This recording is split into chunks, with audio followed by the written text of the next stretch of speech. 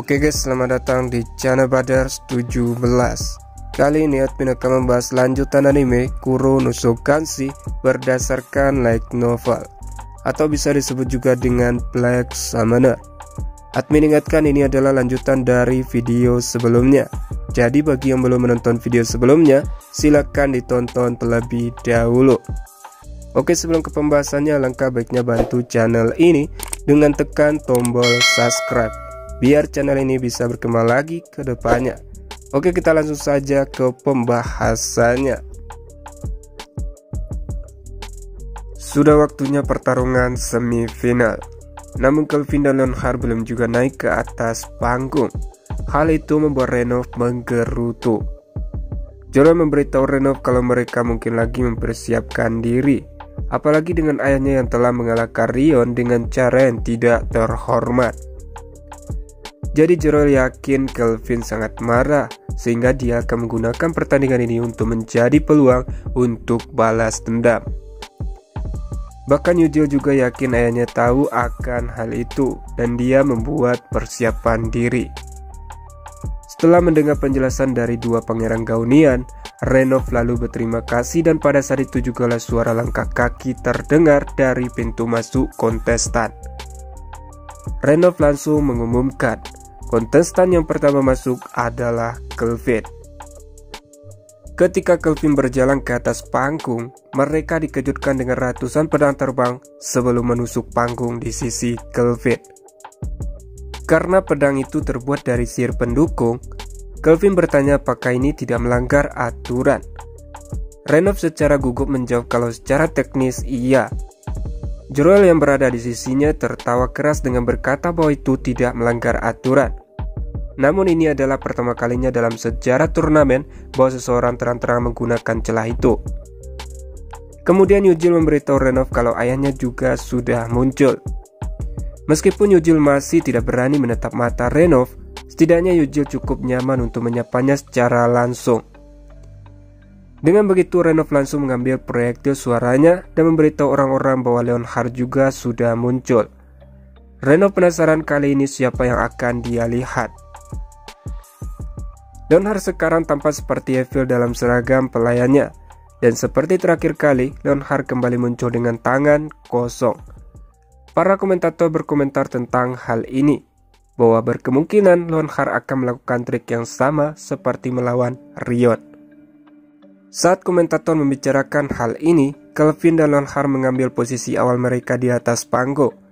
Dengan begitu Renov memulai pertarungan. Segera setelah sinyal awal, Leonhard membuka matanya dan perlahan berjalan menuju Kelvin, sambil mengucapkan sepatah kata pada Kelvin, tentunya dengan gaya evil. Tapi kata-katanya terhenti saat pedang hitam Kelvin melesat tepat lurus ke kepala Leonhard. Tetapi Leonhard berhasil menghindarinya dengan tipis. Namun itu masih meninggalkan garis merah di wajahnya. Kelvin dengan nada mengejek bertanya kenapa Leonhard menghindarinya. Kelvin bilang dia tidak bisa membelah kepala Leonhard jika dia melakukan itu. Mata Leonhard menjadi tajam seketika, tapi kemudian ekspresi lembut evil kembali. Leonhard bilang kalau dia sekarang mengerti. Memotong seorang budak tidak akan menyakiti Kelvin. Kelvin menanggapi Leonhard dengan tertawa. Kelvin berkata bahwa Leonhard bukanlah budaknya.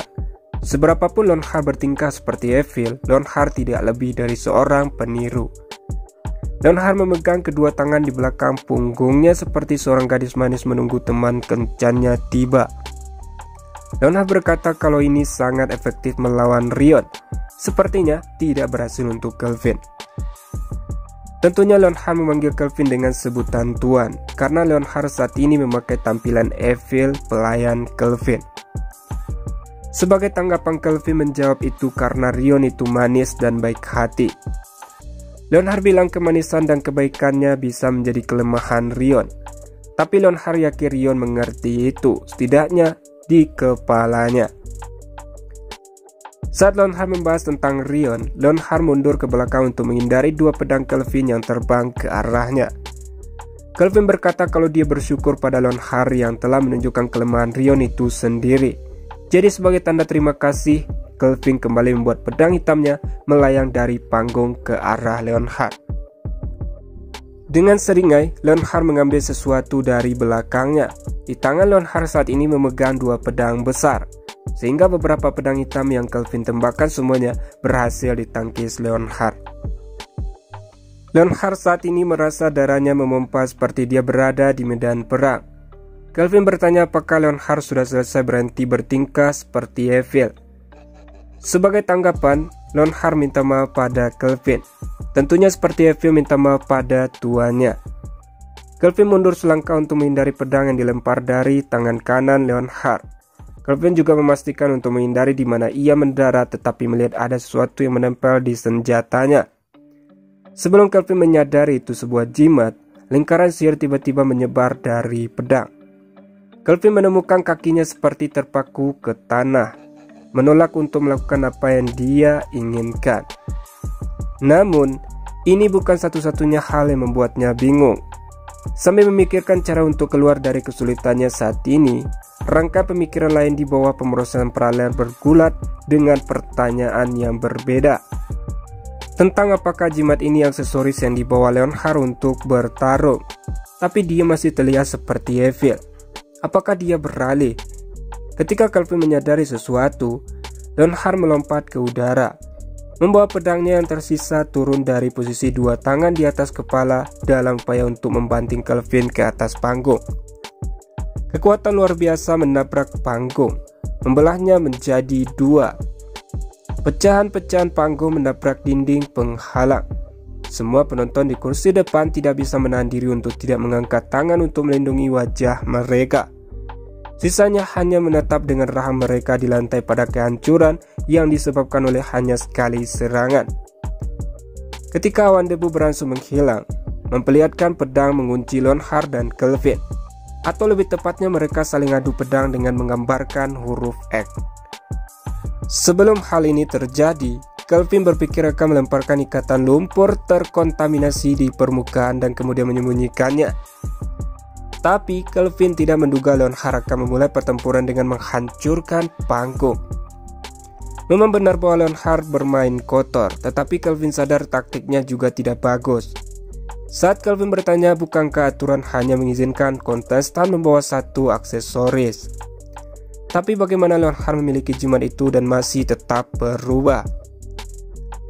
Leonhard menjawab kalau dia jamin tidak melanggar aturan apapun. Pedang Kelvin dan Leonhard masih saling mendorong ke belakang. Leonhard entah bagaimana kembali mengambil pedang yang dilempar sebelumnya. Terlebih kedua pedangnya memiliki jimat. Kelvin pun bertanya bagaimana Leonhard memiliki dua jimat. Leonhard jelaskan kalau mereka berdua adalah bagian dari item yang disebut Divine Sealing Talisman yang diberikan Thoras kepada Gaun saat menandatangani gencatan senjata yang mengakhiri perang besar. Selain apa yang baru saja Kelvin alami, itu juga bisa melakukan ini. Ketika Leonhard mengangkat satu pedang tinggi-tinggi, jimat pada bilanya tampak kabur sesaat sebelum salinannya muncul dan berkibar ke tanah yang terbuka. Pada dasarnya, Leonhard dapat membuat salinannya sebanyak makhluk hidup di sekitar. Kelvin melihat ke arah tribun, memperhatikan jumlah para penonton. Jimat yang Leonhard aktifkan di tanah tiba-tiba berlipat ganda jumlahnya, meledak ke udara seperti badai. Kelvin berkata, itu item yang cukup sempurna untuk tempat seperti ini, ya? Leonhard menjawab, oh apakah itu? Saya tidak menyadarinya dan hanya mengatakan, setiap jimat cukup kuat. Aku yakin kamu mengerti setelah merasakan efeknya untuk dirimu sendiri barusan. Bahkan sebelum dia selesai berbicara, Kelvin melepaskan pedang hitamnya ke arah Leonhard. Tapi Leonhard berhasil menangkis yang pertama, lalu mengirim awan jimat untuk menelan sisanya. Pedang hitam Kelvin yang terkena jimat jatuh ke tanah. Leonhard berkata sekarang pedang Kelvin tidak lagi bisa bergerak. Kelvin menjawab hanya itu yang mereka lakukan. Kelvin yakin ada yang lebih banyak dari mereka. Mendengar jawaban Kelvin, Leonhard langsung tersentak terkejut. Kelvin menggunakan Sonic Acceleration, bergegas dengan cepat menuju Leonhard, menyerbu ke awan jimat Leonhard secara langsung. Begitu dia berada dalam jangkauan, Kelvin menusuk dengan pedang panjangnya. Leonhard berhasil memblokir serangan itu dengan 2 pedang bajingannya, tetapi dia merasa senjatanya tidak bakal mampu bertahan cukup lama. Lebih tepatnya pedang Kelvin sangat kuat sehingga mereka akan memotong bahkan pedang yang paling terkenal setelah bertukar begitu banyak pukulan. Tetapi Kelvin bahkan telah melangkah lebih jauh dengan melemparkan Vortex Set pada semua. Tidak mungkin pedang biasa bisa tahan terhadap serangan seperti itu. Leonhard mungkin tidak langsung berbohong, tapi Kelvin juga memperhatikan apa yang tidak dia katakan sejak awal. Saat Kelvin mengucapkan kata perintah, gelombang baru pedang hitam yang berjumlah puluhan jatuh dari atas. Sekali lagi semuanya terbungkus Vortex Set. Setelah menabrak tanah, angin kencang yang berputar di sekitar pedang merobek awan jimat, menguranginya menjadi hanya secari kertas. Pada saat itu Leonhard bertanya bukankah ini akan menguras mana poin Kelvin? Tentunya dengan sebutan Tuan. Kelvin menanggapinya dengan hanya mengatakan kalau dia sudah terbiasa. Pertukaran serangan pedang yang sengit pun terjadi. Panggung yang rusak telah dibuat lebih genting oleh banyak tepian obsidian yang memancarkan angin setajam silet yang menghiasi permukaannya. Kelvin mengirim lebih banyak lagi pedang hitam legam yang sama terbang ke arah Leonhard dari 4 arah saat dia sendiri masuk dan keluar dari pertempuran langsung. Leonhard mengumpulkan semua jimat penyegal ilahi yang lolos dari serangan angin dan dengan cekatan menggunakannya untuk menghadapi rentetan pedang terbang sambil mengacungkan senjatanya sendiri. Pergeseran pasang surut pertempuran berlanjut selama beberapa menit dalam tampilan yang sangat menarik sehingga semua penonton termasuk komentator lupa untuk berbicara saat terpaku oleh layar replay. Leonhard melompat ke udara dan melemparkan salah satu pedangnya lagi. Kelvin mundur lebih jauh dari yang diperkirakannya akan mendarat sehingga dia tidak akan menjadi korban efek dari jimat yang menempel di pedangnya. Kelvin perhatikan dengan cermat saat Leonhard mendarat di atas gagang pedang yang tertancap di tanah dengan gerakan anggun seekor kucing. Pada saat ini juga Kelvin mengajak Leonhard mengobrol. Kelvin bertanya kenapa Leonhard menggunakan taktik lecek saat melawan Rion, jika Leonhard sekuat ini. Leonhard menjawab itu semua demi mencapai peluang kemenangan tertinggi. Tapi Kelvin tidak puas dengan jawaban Leonhard. Kelvin yakin Leonhard punya alasan, karena hal itu akan berdampak buruk pada Leonhard sebagai Raja Gaunian, di mana dia dicemooh oleh rakyatnya sendiri. Leonhard berkata kalau dia mengerti maksud Kelvin. Leonhard bilang itulah cara dia membawa dirinya sebagai Raja Binatang. Bagi Leonhard apa yang orang pikirkan tentangnya itu tidak mempengaruhinya sama sekali. Tidak masalah bagi Leonhard bahkan jika anak-anaknya membencinya atau orang-orang kehilangan kepercayaan padanya. Setelah mendengar pernyataan Leonhard, Kelvin hanya bisa terkejut seakan tidak percaya. Tapi Leonhard menyikapinya dengan acuh tak acuh. Leonhard bilang kalau dia bersyukur tata kerajaan Gaunian ditentukan oleh siapa yang terbaik dalam pertarungan. Jadi selama Leonhard tidak kalah, Leonhard bisa mempertahankan mahkotanya. Meskipun hal itu dilakukan dengan cara membunuh.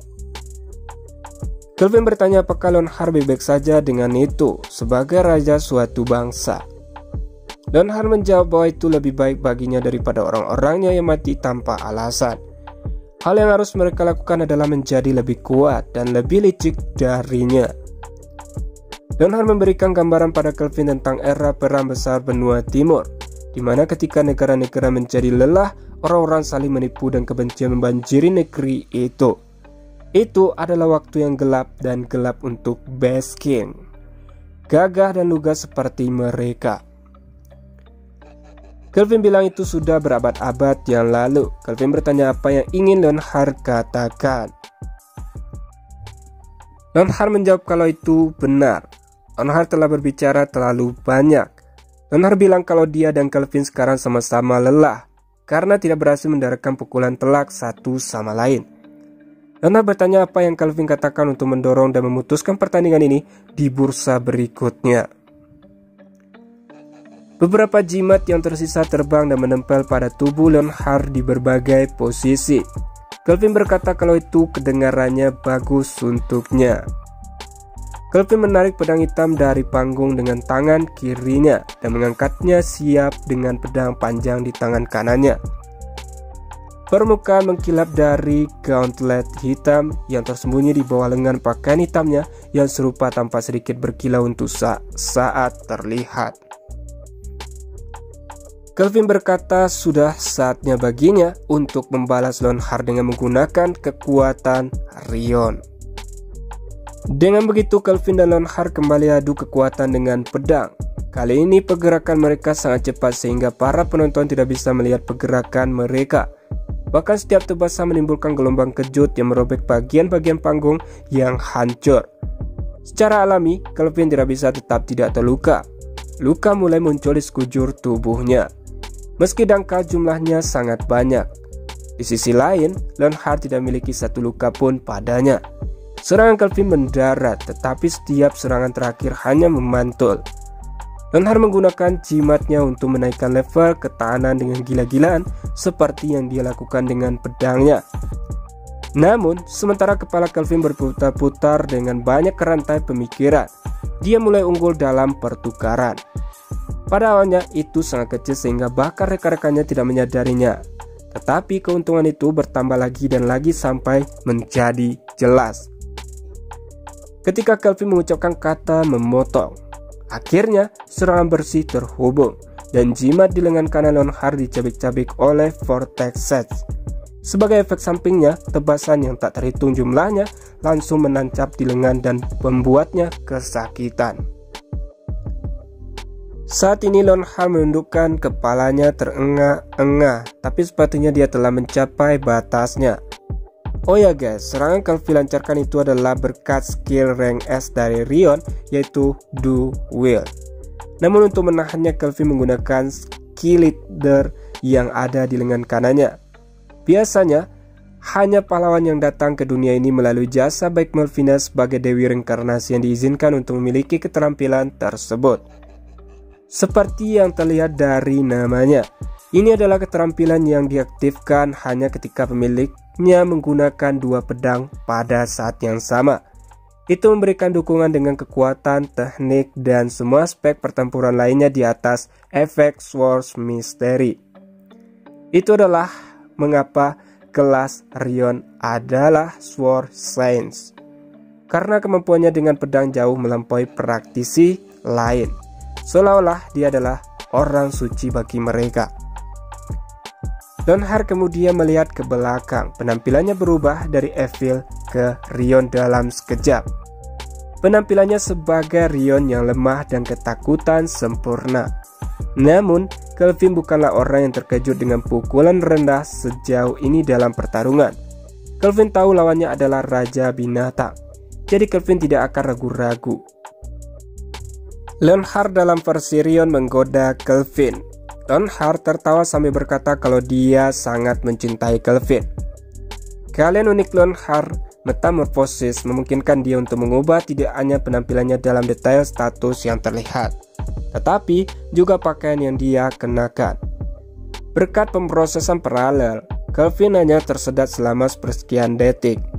Namun, itu sudah cukup menjadi pembukaan bagi Leonhard. Dia melepaskan pedang kirinya dan meraih pergelangan tangan kanan Kelvin.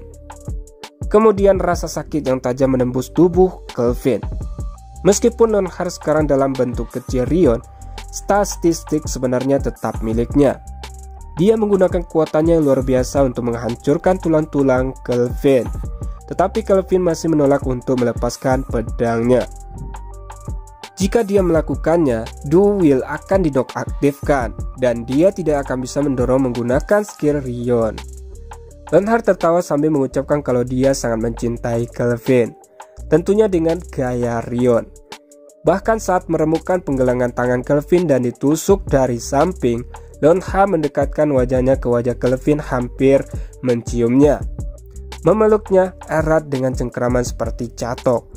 Masih dalam penampilan Rion, dia membuka bibirnya yang imut, memamerkan gigi taringnya, lalu mencabut arteri karostik Kelvin. Lebih tepatnya itu terdapat di leher Kelvin. Leonhard menggunakan lengan kirinya yang tersisa untuk terus memeluk Kelvin dari dekat. Seseorang yang tidak tahu lebih baik mungkin mengira ini adalah pelukan yang indah antara saudara kandung.